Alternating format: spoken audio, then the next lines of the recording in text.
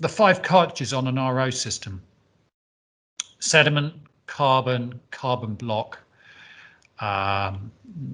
They're really removing larger impurities. Sediment obviously is predominantly turbidity, but a bit of rust and sand and grit and things like that in older plumbing systems, almost unheard of in a newer plumbing system.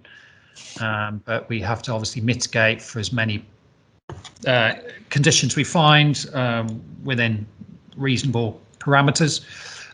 Carbon, sorry, that's cardon. That should be carbon actually. Activated cardon, which is basically a granular carbon. And carbon block is reducing typically things like chloramines, so versions of chlorine that's used to treat water in municipal, in mains potable water. And it's exactly the stage 2 and 3 is just what you'd find in a Brita water filter, for example, that most of you can visualize at home. And that's why removing chlorine is for domestic situations. But that's only down to about 1 micron. If we now go on to stage 4, the 4th membrane, and that is the microfiltration. And we're now going down to 1/100th of a micron. So this is where what we call the heavy lifting's done, and that is the part, the 4th stage membrane is the part that takes it down from typically 30, let's say the mains coming in is about 250, the carbon block might take it down to 80, but the membrane will then take it down to the 0 figure. So it's the membrane, just to repeat, is the really crucial part of the RO system.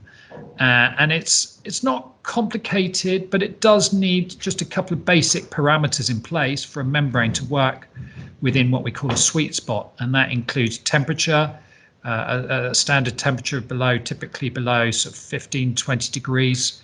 So in a couple of dental practices in larger buildings, we've seen, or in a hospital, we've seen water at 20-25 degrees going past heating, venting ducts, things like that.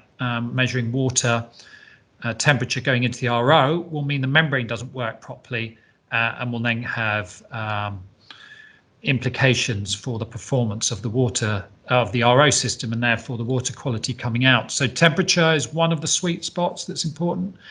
Another is pressure.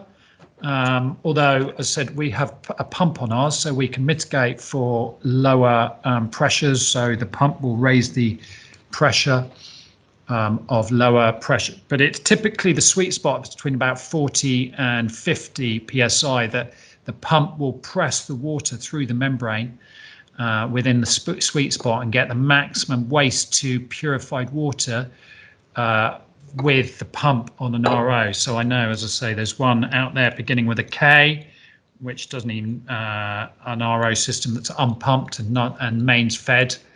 And we had one of those before, and we just found we kept running into unknown problems. So that's why we have a pumped system. We recommend a pumped system. Temperature, water, and then water quality, it's a water hardness, should I say. And clearly the third of those is dictated by the potable water supply coming in from the mains outside.